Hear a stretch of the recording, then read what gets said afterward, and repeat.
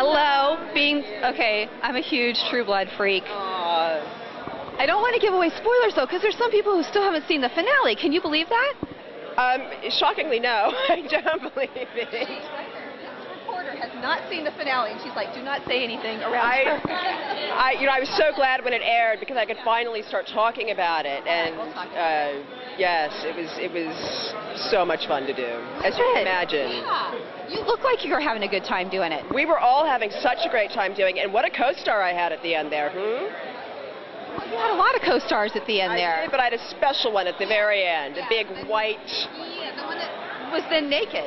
That was then naked, yes. Yes. It's fun to be on a show that, I mean, it doesn't care that there's nudity. It doesn't care that there's sex. It just goes for it. Yeah, well, I do think this country tends to be a bit prurient about that, and it's a part of all of our lives, and I think we need to sort of lighten up a little bit.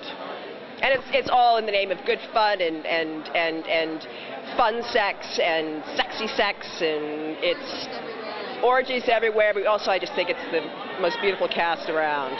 Okay, was there any part of that storyline that surprised you, or did you expect it to go exactly how it went? Did they tell you at the beginning? Everything in that storyline surprised me. Yes.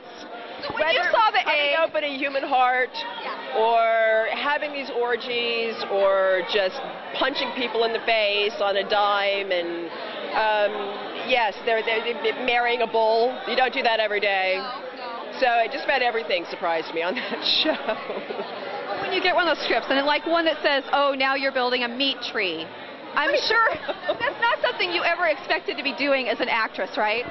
There was hardly anything on this show that I ever expected to do as an actress. Building the meat sculpture was an enormous amount of fun. Suzuki Angerslev, our production designer, did a phenomenal job with that. It was just fun from beginning to end. And it's sad. Dancing. There was all that dancing too, which was so much fun. Now we won't see Marianne again. No, I believe Marianne has gone to Maynard heaven. Well, but we don't know that much about Maynard, so maybe she's reincarnated as something. I think after that goring, I think I was trying.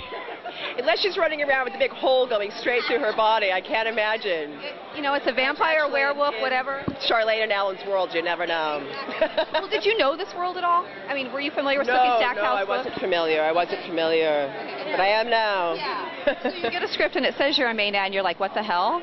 Yes, and then you do some research, and then you try to figure out how it's lighting up to the page, and you have some knowledge of Greek mythology, and yet you're dancing to the B-52s, and you think, But that's the fun of it. That was the fun and the duality of it. So you'll never get that again. I doubt it.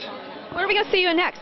I have a show that I did last year called Durham County that's airing on ION mid-October. It's a very dark and mysterious and sort of broody series. It's a deep character study. It's lovely.